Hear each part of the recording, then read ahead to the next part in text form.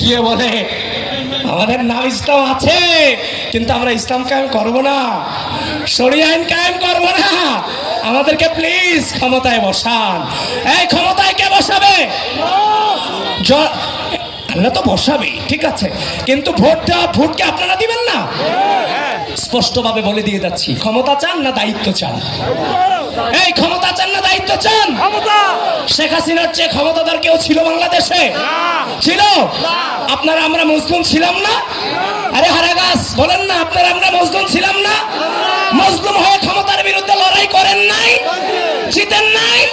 দেশ ছাড়া করেন নাই? আমরা দায়িত্ব চাই, ক্ষমতা চাই না। ক্ষমতার মালিক এক যেমন আল্লাহ, ঠিক একই ভাবে বর্তমান বাংলাদেশ পার্সপেক্টিভে কিংবা আমরা যেটা চিন্তা করি যে ক্ষমতায় কেউ বসে, ক্ষমতায় কেউ বসাতে পারে না কিংবা ক্ষমতায় যায় না। আমি ক্ষমতাশীল এই টার্মটাতে বিশ্বাস করি না, আমি বিশ্বাস করি দায়িত্বশীল। আর ক্ষমতাবান হবেন আপনারা। আপনারা ভোট দিলে বড় সবাই চেয়ারে বসবে, আপনারা ভোট না দিলে বড় সবাই চেয়ারে বসতে পারবে না। কিসের ক্ষমতা? কিসের ক্ষমতা? কে ক্ষমতায় বসাবে? আমার জনগণ। আমার জনগণ যখন ক্ষমতাশীল থাকবে, আমাকে ভোট দিবে, আমি ক্ষমতায় যাব। আমি তো ক্ষমতায় যেতে চাই না। এবার আসেন, কখনো যায় ভারতের কাছে, ভারত বিরোধিতা করে না জামাত ইসলাম এবং এনসিপি জোট, সারাক্ষণ কয় না দিল্লি না ঢাকা। আরে ভাই, দিল্লি না ঢাকা তো তোমাদেরকে আমরা শিখিয়েছি। বিগত দীর্ঘ দুঃশাসনে বাংলাদেশ জাতীয়তাবাদী দলের নেতা কর্মীরা গুম হয়েছে, খুন হয়েছে, অত্যাচারিত হয়েছে, গ্রেফতার হয়েছে, তার দোকানপাট ব্যবসা বাণিজ্য সব বন্ধ করে দিতে হয়েছে। এই নেতা কর্মীরা আপোষ করেছে? কথা বলেন। আপনারা যারা জনগণ আছেন, আপনাদের কাছ থেকে তো এই ভরসা ভাই সহ আমার বিএনপি নেতাকে তুলে নিয়ে গেছে।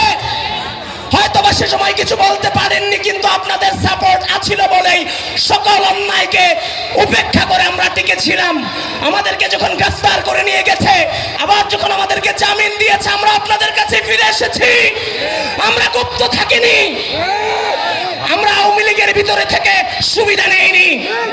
সুতরাং যারা আপনাদের পাশে থেকে জুলুম নির্যাতন নিজের বুকে সয়ে আপনাদেরকে রক্ষা করেছে, আপনাদের পাশে থেকেছে, তাদেরকে আপনারা ভুলে যেতে পারেন?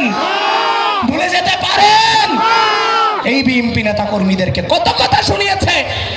বাবার কাছে কথা শুনতে হয়েছে, মার কাছে কথা শুনতে হয়েছে, ছেলে মেয়ের কাছে কথা শুনতে হয়েছে, স্ত্রীর কাছে কথা শুনতে হয়েছে, সমাজের কাছে কথা শুনতে হয়েছে। তারপরও ধানের শীষের পক্ষে তারা কি আপোষ করেছে? কথা বলেন, করেছে? যারা আপোষ করেনি তাদের উপর আপনারা জুলুম করবেন?